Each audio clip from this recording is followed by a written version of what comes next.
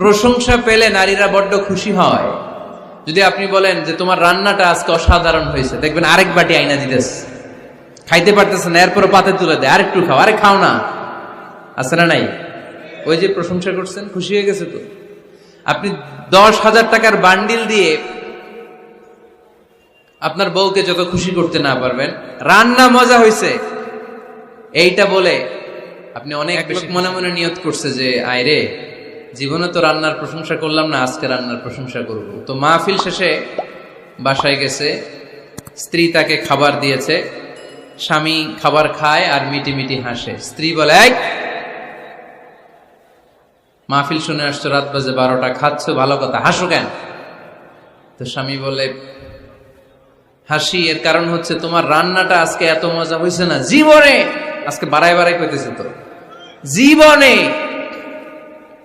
এত মজার রান্না খাই নাই। রান্না মজা হয়েছে শুই না স্ত্রী তো রেগে গেছে, কি গত 10 বছর ধরে তোমারে রান্না করে খাওয়াই, একদিনও রান্নার প্রশংসা করলা না, আর আজকে পাশের ঘরের ভাবি একটু গরুর গোশতের তরকারি পাঠাইছিল বাটিতে করে, পাশের ঘরের ভাবি একটু আমাদের বাড়িতে তরকারি পাঠাইছিল, তো ওই তরকারি দিয়েই তোমাকে খাবার দিছি, আজকে রান্না টান্না আমি করি নাই।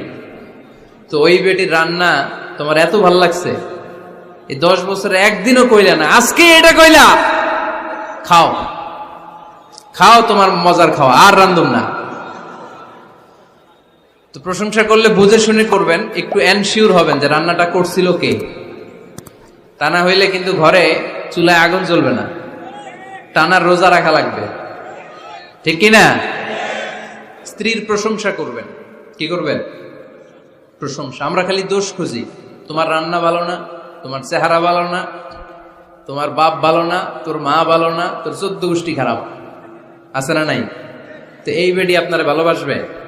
এই বেটি তো আজীবন আপনার বদনাম করবে, ঠিক কিনা? কোনদিন তারে আপনি প্রশংসা করলেন না, প্রশংসা করবে। স্ত্রীর সুন্দরী এরকম বলেন, খুশি হবে না? হ্যাঁ, তুমি সুন্দর তাই চেয়ে থাকি, সে কি মোর অপরাধ? কোন অপরাধ নাই, ইচ্ছা মতো গাইতে থাকেন স্ত্রীর শানে গান, সব আসারা নাই। তবে শুধু স্ত্রীকে শোনানো যাবে, ভাবিরে শোনানো যাবে, শালীরে শোনানো যাবে, পাশের বাড়ির কাউরে শোনানো যাবে? দেখেন ইসলাম কত চেক এন্ড ব্যালেন্স। স্ত্রীকে আপনি গান শোনান, কোনো গুনাহ নাই, আছে শুধু সওয়াব।